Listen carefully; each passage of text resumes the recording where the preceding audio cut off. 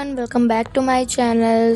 आज का व्लॉग बहुत ज़्यादा लेट हो गया है क्योंकि मुझे पता ही नहीं चल रहा था कि मैं क्या व्लॉग बनाऊं। वैसे तो मेरा व्लॉग चैलेंजिंग वाला है क्योंकि मैंने CUET की प्रिपरेशन की चैलेंज वीडियो ली हुई है और ये भी उसी वीडियो से रिलेटेड है।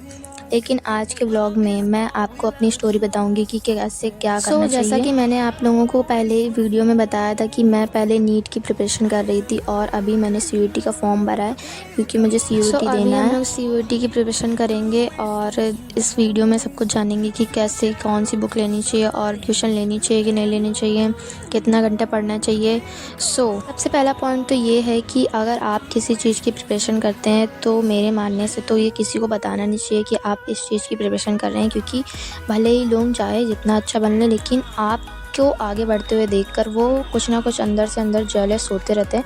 इसलिए मैं सबसे पहले ये मानती हूँ कि आप किसी भी चीज़ का फॉर्म भरें या किसी भी चीज़ की प्रिपरेशन करें, किसी को मत बताइए, आप अपना पढ़ते रहिए और लोग अगर पूछे तो उनको कोई और बात बता दीजिए, लेकिन वो बात मत बताइए कि एक दिन में आपको कितना पढ़ना चाहिए। तो मेरे अकॉर्डिंग मैं देखूँ तो मैं एक दिन में 2 से 3 घंटा पढ़ लेती हूँ, क्योंकि CUET इतना ज़्यादा टफ एग्ज़ाम नहीं होता है और नीट उससे बहुत ज़्यादा हाई हो जाता है। तो नीट के लिए तो भाई वो अलग लेवल की स्टडी हो जाती है, लेकिन अभी CUET के लिए तो मैं तो अभी 2 से 3 घंटा पढ़ रही हूँ। और उस कोचिंग का बताऊँ तो मैं सुबह 7 बजे से 10 बजे तक ट्यूशन में रहती हूँ। वहाँ पर जो भी ट्यूशन पढ़ाई जाती है, जो भी ट्यूशन में सब्जेक्ट और टॉपिक चल रहा होता है उस अकॉर्डिंग पढ़ती हूँ।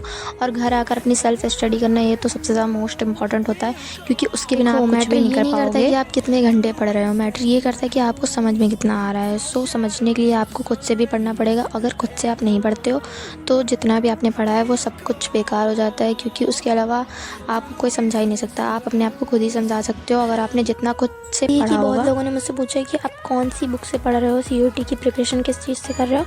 तो मैं ये बताना चाहूँगी, मैंने किरण पब्लिकेशन की एक CUET की बुक ली है। उसी में सारा सब्जेक्ट है, बस लैंग्वेज को हटाकर।